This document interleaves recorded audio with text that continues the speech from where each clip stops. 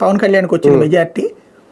దాన్ని వీళ్ళు ఏం కంపేర్ పక్కన కూటమిలో ఉన్నారు, చంద్రబాబు గారితో కలిసి ఉండాలనేది పదే పదే పవన్ కళ్యాణ్ గారు చెప్తుంటారు. లోకేష్కి 90,000 మెజార్టీ రావడం ఏంటి, ఇక్కడ ఇది రావడం ఏంటి, ఈ నాశనానికి నువ్వే కారకుడివి అనినే కదా అప్పుడు నిలదీసింది, అక్కడ గొడవ పడింది కూడా వర్మని. అప్పుడే నేను అనుకున్నా ఇక ఇతని రాజకీయ జీవితాన్ని సమాజ్ చేయడం నడుస్తుంది, కంటిన్యూ కావడం కష్టం ఇతనికి. ఎందుకు అంటే ఇక ఆల్టర్నేటివ్ లేదు వర్మకి. వర్మ ఇప్పుడు 2-3 నియోజకవర్గాల్లో పవర్ఫుల్ లీడర్ అనుకోండి, ఇది కాకపోతే ఆ నియోజకవర్గం ఎంచుకోవచ్చు. ఇక్కడ లేదు, చచ్చినట్టు అక్కడే ఉండాలి.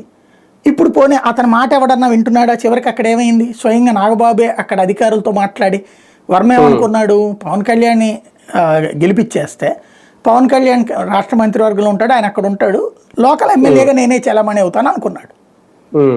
కానీ ఎదగాలనుకుంటున్న జనసేన అందుకు అంగీకరించిందా? అప్పుడు ఇట్లాగ అధికారులతో వర్మ మాట్లాడుతున్నాడని కానీ స్వయంగా నాగబాబు గారు వచ్చి మీటింగ్ పెట్టి ఏం చెప్పారు అధికారులకి, ఎవరి మాట వినాలో చెప్పారు కదా, ఒక ఇన్ఛార్జి పేరు చెప్పి ఇతని మాట వినాలని. అంటే వర్మ విషయాలు మాట వినొద్దు అని చెప్పేశారు కదా.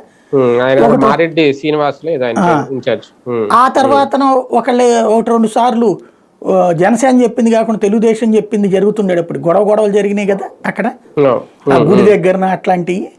కాబట్టి ఇక వాళ్ళెవరూ కూడా ఇప్పుడు వైసీపీ కాదు వాళ్ళ శత్రువు. అందుకనే అతను ఎవరు ఇంతకుముందు బీజేపీ, ఇప్పుడు